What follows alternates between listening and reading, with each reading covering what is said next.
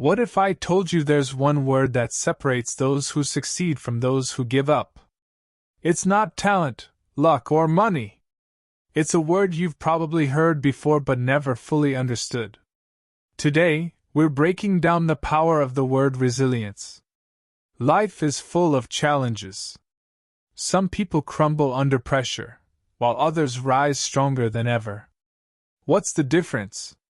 It all comes down to one word: resilience. But what does resilience really mean? Is it just about bouncing back from failure, or is there more to it? Why do some people seem to have an endless supply of it, while others struggle to find it at all? And how can you build it for yourself? That's what we're exploring today. Here's the thing: life doesn't always go as planned. You might face rejection, failure, or even tragedy. And when that happens, it's easy to feel like giving up. But here's the problem: most people don't understand what resilience really is. They think it's about being tough or never showing weakness. But that's not it at all. Resilience isn't about avoiding pain, it's about learning how to move through it. So, how do you do that? And why is resilience so important in the first place? Let's break it down. First, let's talk about what resilience actually means. The word resilience comes from the Latin word resiliere, which means to bounce back. But resilience isn't just about bouncing back, it's about growing through adversity. It's about finding strength in the face of challenges and using those challenges to become a better version of yourself. Think about it like this: imagine a tree in a storm. The wind is blowing, the rain is pouring, and the tree is bending under the pressure. But it doesn't break. Why? Because its roots are strong. Resilience is like those roots. It's what keeps you grounded when life gets tough. But here's the question: how do you build resilience? Is it something you're born with, or can you develop it over time? The answer is both. Some people are naturally more resilient than others, but everyone can learn to be more resilient. It's like a muscle: the more you use it, the stronger it gets. So, how do you start building that muscle? One way is by changing your mindset. Instead of seeing challenges as obstacles, see them as opportunities. Every time you face a setback, ask yourself, what can I learn from this? How can I grow from this experience? It's not easy, but it's worth it.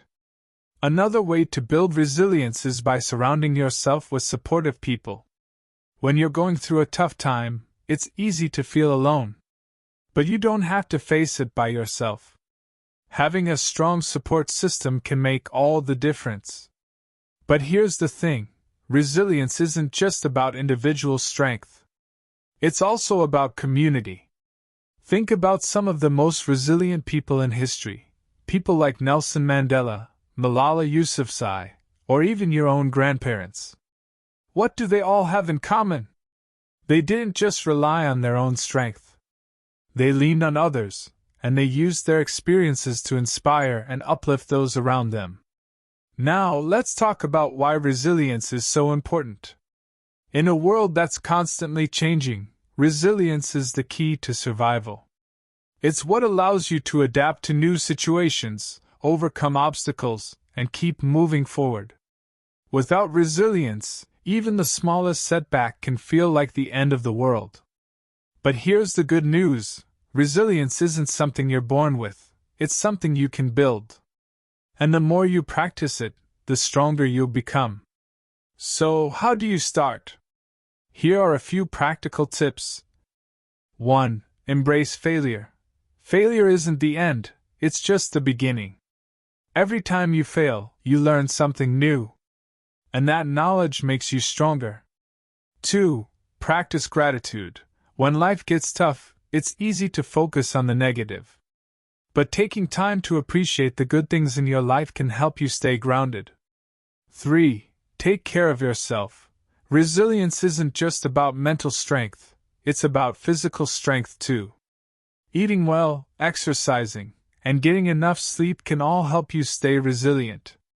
4. Set realistic goals. When you're facing a challenge, it's easy to feel overwhelmed. But breaking your goals into smaller, manageable steps can make them feel more achievable. 5. Stay connected. Don't be afraid to lean on others when you need help.